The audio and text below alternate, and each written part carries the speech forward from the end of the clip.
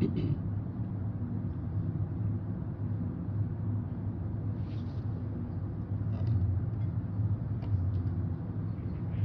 الله الرحمن الرحيم.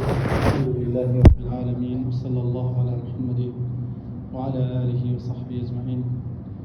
پیغمبری خوا علیه الصلاة والسلام لنویجی ویتر دا چی خوێندووە؟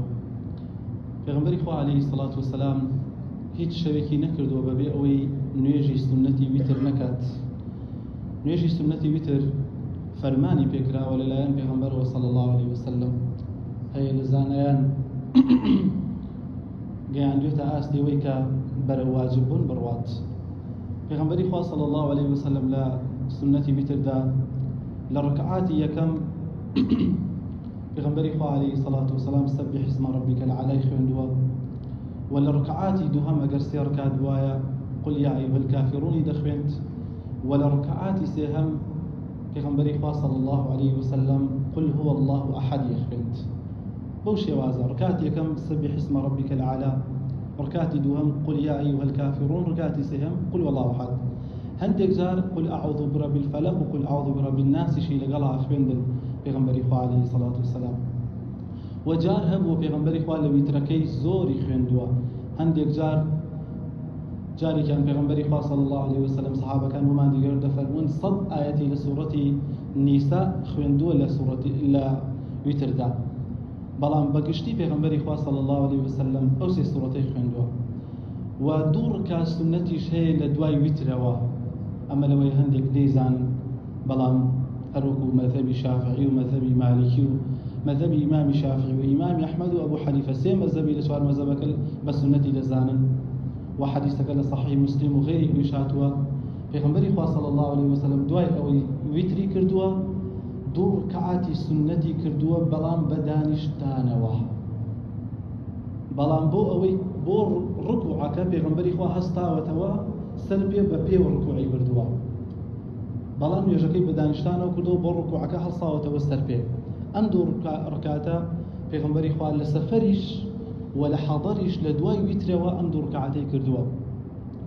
حەدیثێکمان هەیە پێغەمبەری خوا صلی الله عليه وسلم دەفەرمێت اجعلوا آخر صلاتكم وترا، بە ئاخری نوێژەکەتان ویتر بێت.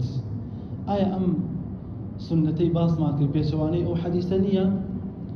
زانایان ئەفەرمون چی برازەکانم؟ ئەفەرمون یەکەم پێغەمبەری خوا صلی الله عليه وسلم مادەم خۆی کردوێتی پێچەوانە نییە، بەڵکو ئەگەر پێغەمبەر صلی الله عليه وسلم بۆ نا 11 ڕکاتی کردبێ بەم دوو ڕکاتە بووەتەوە بە چەند؟ هەر بووەتەوە بە چی؟ هەر بووەتەوە بە ویترە، بێتەوە بە ویتر. خاڵێکی تریش ئەم ئەمڕە بۆ ئیستیحبابە لەبەرەوەی فعلی پێغەمبەر صلی الله عليه وسلم.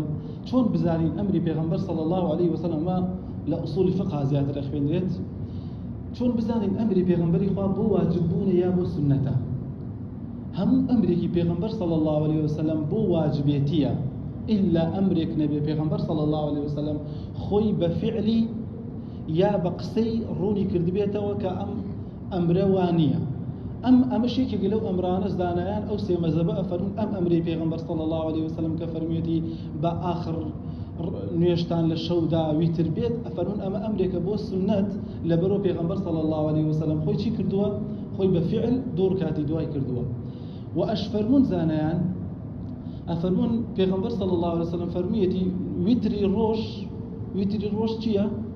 نوێژی مەغریب پێ ئەوترێ ویتری ڕۆژ، وانە؟ نوێژی مەغریب پێ ئەوترێ ویتری ڕۆژ. دەی لەگەڵەوەدا ئایا دوای نوێژی مەغریب دوو ڕکات سنەت نییە؟ با ئەو دوو ڕکات سنەتە وای نەکرد لە نوێژی مەغریب لە ویتری ڕۆژ لایدا. بە هەمان شێوەش ئێمەش ئەڵێ کەسێ دوو ڕکات نوێژ بکات لە دوای ویترەکەش چییە؟ هەرچی کردووە هەر ویتر هەر پێ ئەوترێ ویتر و هیچ زەرەرێکی نەیاوە لە ویترەکەی.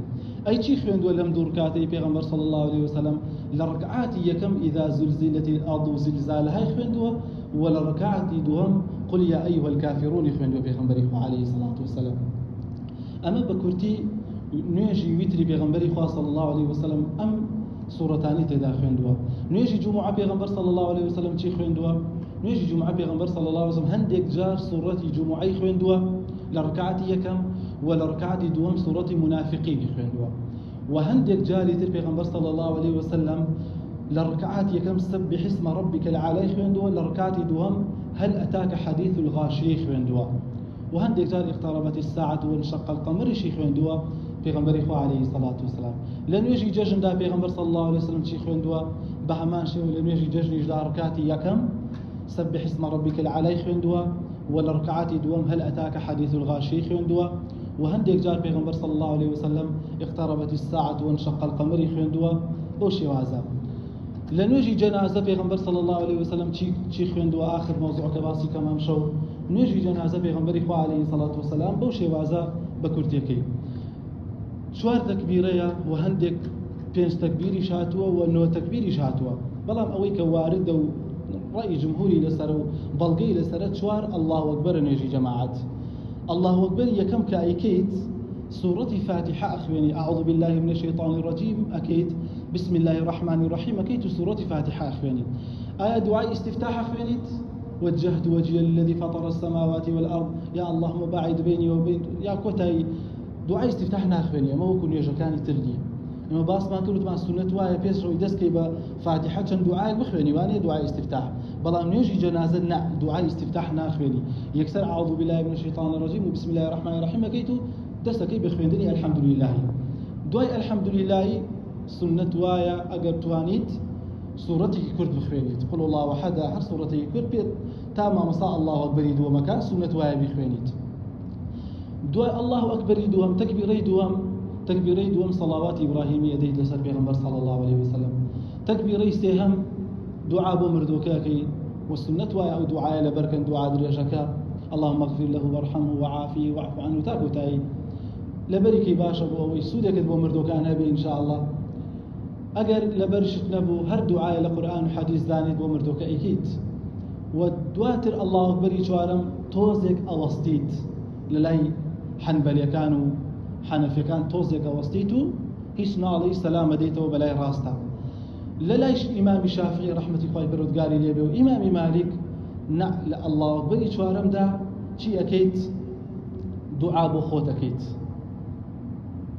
دعاء بو خوت أكيد وسلام ديتوا بلاي راستو بلاي تشبدا للاي مذهبي إمام الشافعي بلام بلاي إمام أحمد وانت هايك سلام ديتوا بلاي راستا هر كامي كي أصايا شنك بلقيكي وواضح وروني لسرناها تطابلي يكلاي بكاتوا خواهي قرهم لا يتعلم مفكا وصلى الله على محمد وعلى آله وصحبه وسلم جزاكم بارك